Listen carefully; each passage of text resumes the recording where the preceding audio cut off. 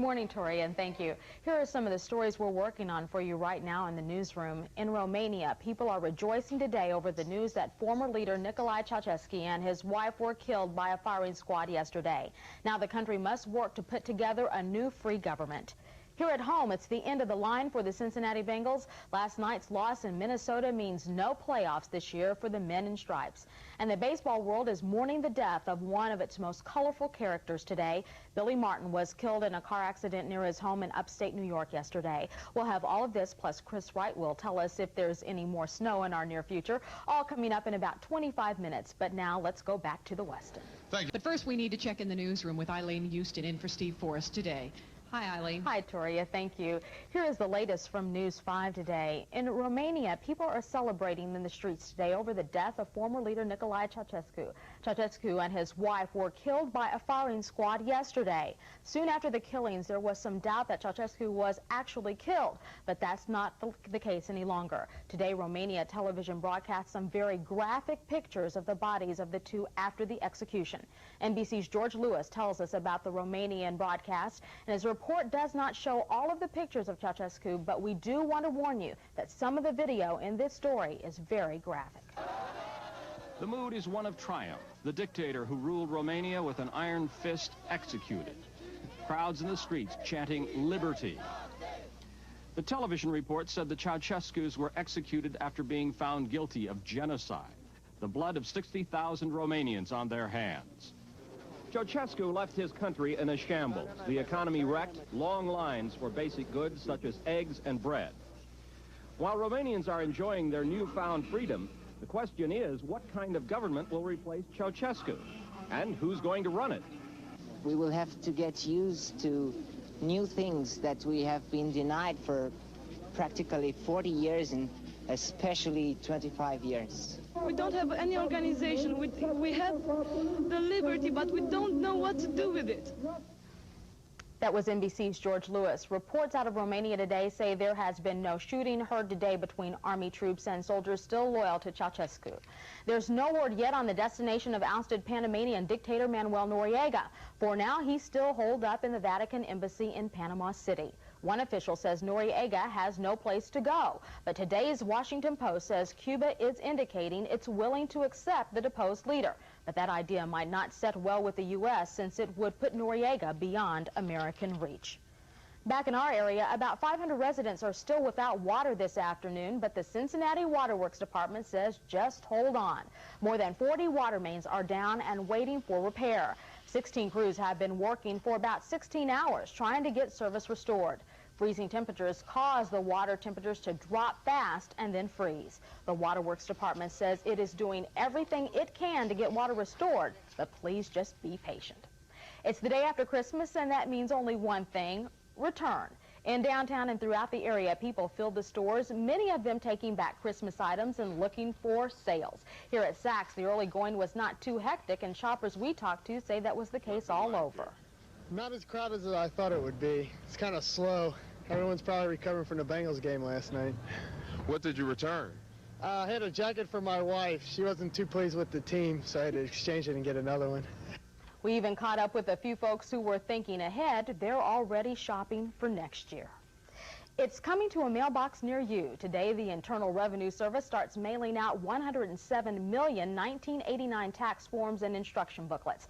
The IRS spent $27 million to print and mail the forms and the 80-page booklet. But because April 15th falls on a Sunday next year, you will get an extra day to file. So your 1989 tax return isn't due until Monday, April 16th. If the news of taxes is not enough to get you down, word of the Bengals losing last night certainly should be. The Bengals lost to the Vikings in Minnesota last night, and that means the defending AFC champions will not be going back to the playoffs this season. Bengals got off to a slow start, falling behind 19-0, but they rallied in the second half and got within 1 point of the Vikes, but they couldn't pull ahead. They lost 29-21. One of the fiercest competitors in baseball is dead at the age of 61. Former Yankee manager Billy Martin died last night in a one-car accident in upstate New York. Martin died when this pickup truck he was riding in ran off a road near his home. The driver of the truck, a longtime friend of Martin's, is in the hospital. He has been charged with driving under the influence. Martin managed the New York Yankees 5 different times in the 70s and 80s. Up next, we'll tell you how Tri-Staters dealt with another dose of snow this morning. And Chris Wright will tell us if we're in for any more. Stay with us.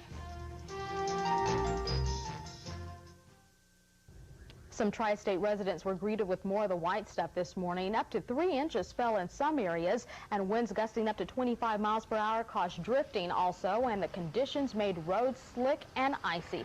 Even a few cars had to be jump-started this morning. The temperatures are expected to fall into the teens tonight. Chris Wright joins us now with a look at weather, and I thought there was supposed to be this warming trend, and you're talking about teens and single digits? We're going into the teens this afternoon, single digits tonight, and then we're slowly going to start warming up over the next couple of days. You promise? If it warmed up all of a sudden, everybody would go outside and ignore me. I'd never ignore you. Yeah, right. Okay, yeah. Let's go outside and take a look at today's weather across the Tri-State. The clouds are starting to move on out, but it was a pretty messy morning out there. Add to that 2 to 3 inches of snowfall, a little bit of freezing drizzle, so it made it, you had to scrape a little bit of ice off the cars this morning.